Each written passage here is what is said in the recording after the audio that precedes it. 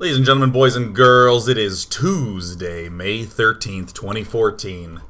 My voice is about half an octave lower for Day 9 Daily number 704. Well, we're gonna learn to be a better gamer. Aw, yeah. Being a little bit congested is fun, because you get this nice, juicy baritone. Yes. Yes. In today's daily, we're going to be watching a little bit of Life versus Impact. A Zerg versus Zerg. Where we're going to see some very sexy opening builds from Startale Life. Now, in other exciting news, there's no air conditioning in this house, and it's now 85 degrees in it. That's 29.5 degrees Celsius.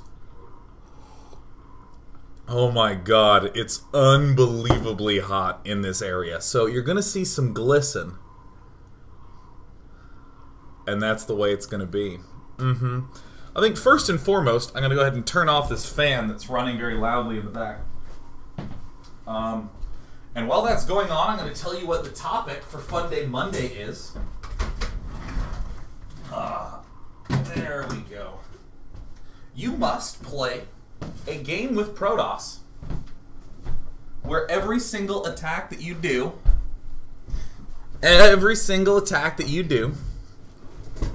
must involve a warp prism. Either transporting the units or warping in the units. You can't do any regular attacks via ground. It's a transport only Fun Day Monday. I want to see if there's some neat Gosu strats that end up emerging from people electing to do War Prism focused stuff.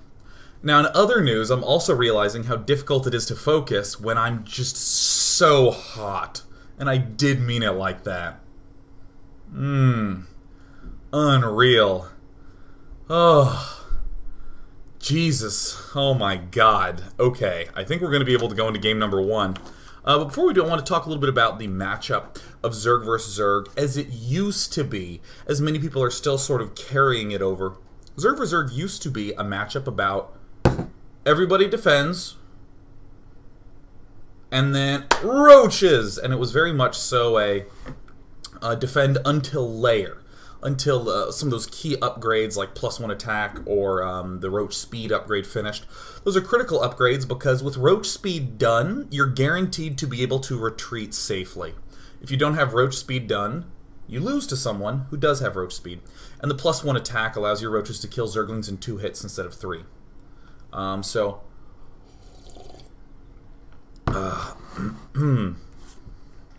answer Fun Day Monday questions afterwards. Rawr. Oh god, it's so hard to focus. Okay, but that's alright. We're gonna get this done.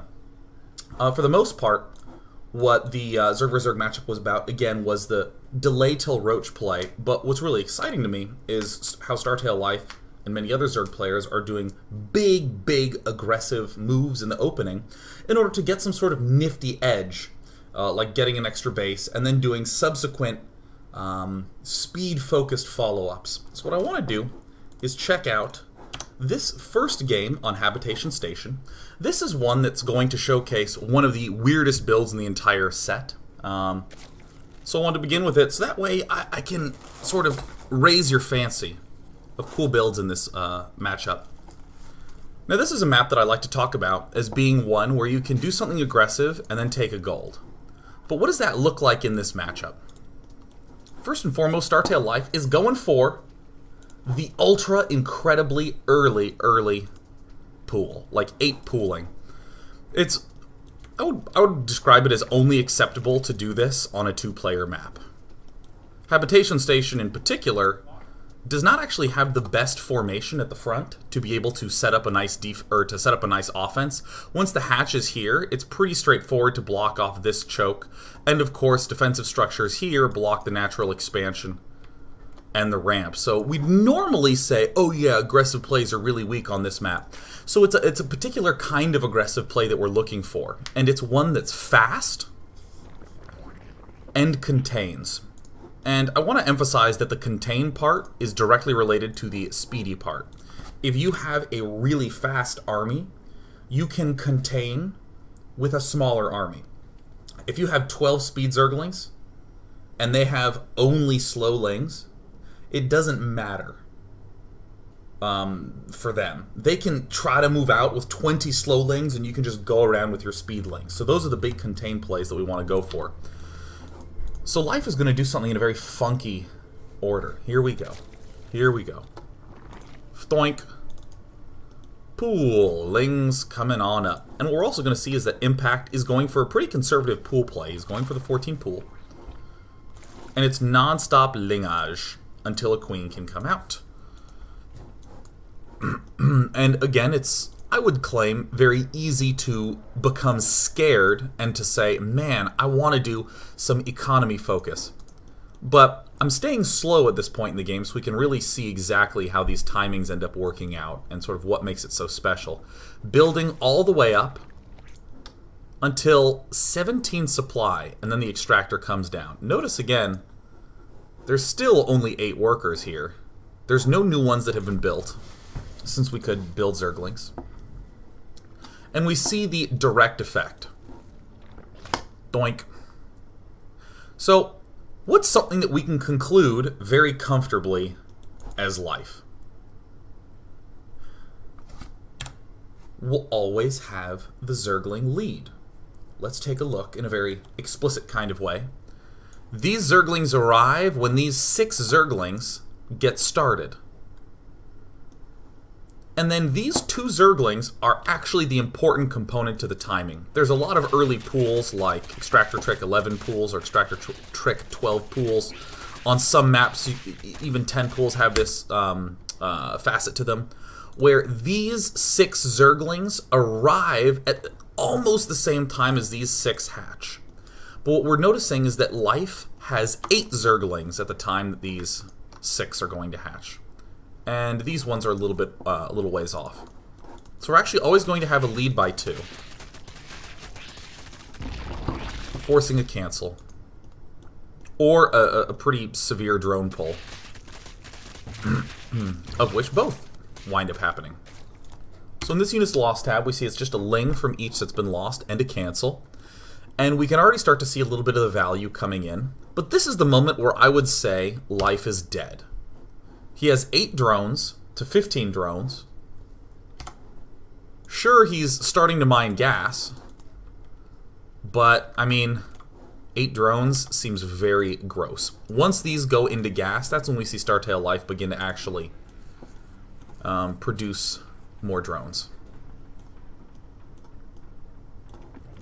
So we can begin to see again where the evenness comes from. Not really the lead from life, but how things are even. If we have around 8 or so drones mining, and our opponent has 5 pulled off, then we have about the same economy, and we see that kind of reflected in here. It's about 380 being mined in minerals, and then almost 380 being mined from life between his 2 resources.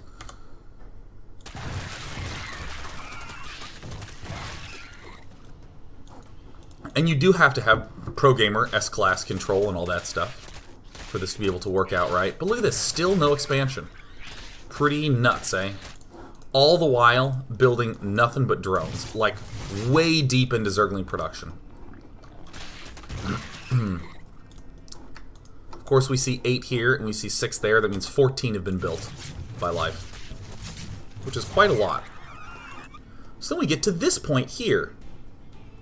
Again, not entirely clear what the gain is from life. He does have a slight drone lead, but I mean, Impact is almost getting his expansion done. Impact has only been mining minerals at this point in time, and almost has a second queen up. And this is what I love. This is what makes life so good. Beyond these 14, he has only made drones. And once he gets to 16, this is one of my favorite parts about modern strategies. Everything revolves around 16 workers in a base. This is the stopping point for almost anything. If you're ever confused or in denial or you've lost your mind, no problem. Do something and then stop at 16 workers per base. And we see Zerglings beginning to get built, and we see larvae available for Zerglings to get built. I think it's natural for Impact to want to make one of these nice little plays. This play that we see right here, this looks awful. However, this play that Impact is making is excellent versus a player who's going to be expanding. This is Impact's way of trying to pressure the economy of life. And if you're Impact, you're going to think one of two things. You're going to think, uh-oh, he just killed off all my stuff. Or you're going to think, dude, I've already won. He doesn't have his expansion coming up. So we see more forcing functions coming up from this build. See the creep spread? Nowhere near close enough to do any sort of clever wall off. And this is right around the time that Zergling speed finishes up. This is one of these build orders whose brilliance can only be seen in slow motion. I mean, the canceling of the hatch, Impact rebuilds it pretty quickly, and the speed is now finishing right around when the creep is getting close to where it can do a wall off, but still totally cannot. So we see Impact doesn't really get to do much droning at his expansion. The second hatch doesn't get to do much. And Life has a gigantic speed lead. In fact, this Overlord from Life used to be back here, way back at the 530 mark.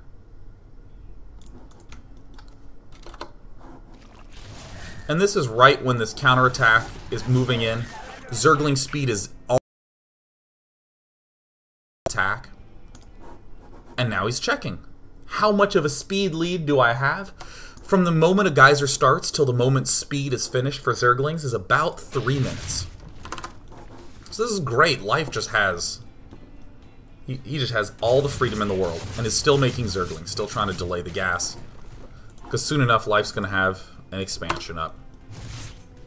Weirdly enough, this is an economic opening from Life. He's trying to stay as even as possible on 2 base versus 2 base with him having a gold. Doing all these run-ups into the main. Very sexy smexy. Very easy to do these kinds of plays when our opponent does not have Zergling speed and we do. Very difficult for Impact to do much else. But Life just like transfers some drones over. How many should you get here? 10 is the correct answer. 2 per patch. 10 here. 16 here. Almost. So good. So good. And now Impact is finally starting to get gas. And look at that, Life just takes himself a 3rd hatch. What? And then the last little tidbit to this play from Life, now that he has the very, very clear lead. Again, it's super easy to mess up and not build defense. Or I should say not build mobile defense. And Life is just still flooding with lots of Zerglings at this point in time. He really hasn't accelerated to any other sort of tech. This is great. And this moment right here, this is the moment in time that shows the reveal of how potent the early attack was. So I'm actually going to rewind to it.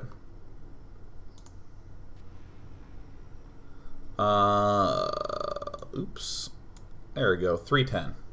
Here we go. Here we go. This attack that caused this seeming innocuous cancel, it gets rebuilt a pretty quick time later. Just like 30 seconds later. But at the 6-minute mark, oh, the big reveal. Right as Zergling speed is done. Right now, no ability to have walled off. Now, I'm going to show another thing. I said that this hatch was delayed just by 30 seconds. Look at what 30 seconds difference makes. It's getting there, and this now is 30 seconds of a delay.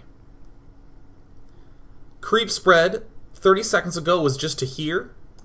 Creep spread now extends to here, and we can see that with that 30 seconds of extra creep spread, Impact would have been able to set up this defense. Really clean. So good. The fast Zergling play delayed just long enough for the speed Zergling play to be effective, which delayed just long enough for this 3-base play to be effective. Ooh, ooh, ooh, ooh, ooh.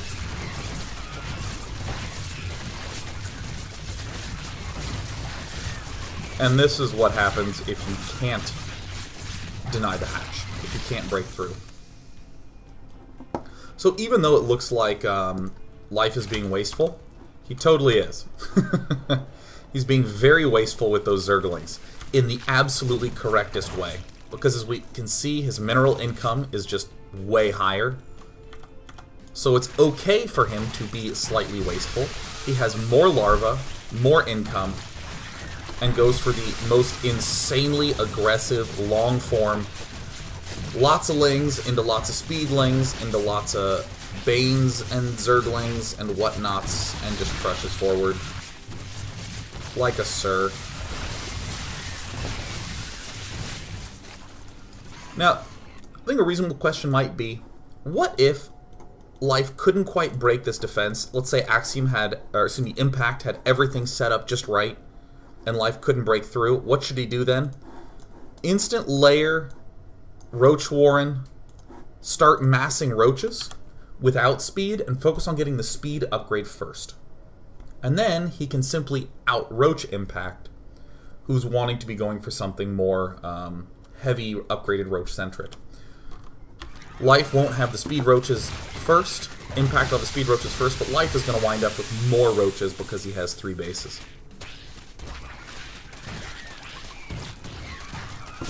Wasn't that cool? Wasn't that sexy? Wasn't that just glorious? Oh yeah. We're going to watch 2 more games, one in Part 2, one in Part 3, that have the same general tenet behind it. Getting a lot of speed, fast units in order to shove you back so I can kick some ass. And by I mean Life. So when we return, we'll take a look at... do I want to do Frost or Merry-Go-Round? I'm going to do Frost next. I think it's a very, very, very sexy match. We'll check out that game, and we'll see Life not quite be able to get into a winning position immediately with Speed Zerglings. It's the follow-ups that he does from that that allow him to win, and those follow-ups that we'll be focusing on. So stay tuned. Zerg vs. Zerg. Who'd have thought? Who'd have thought you could be clever and aggressive and cool?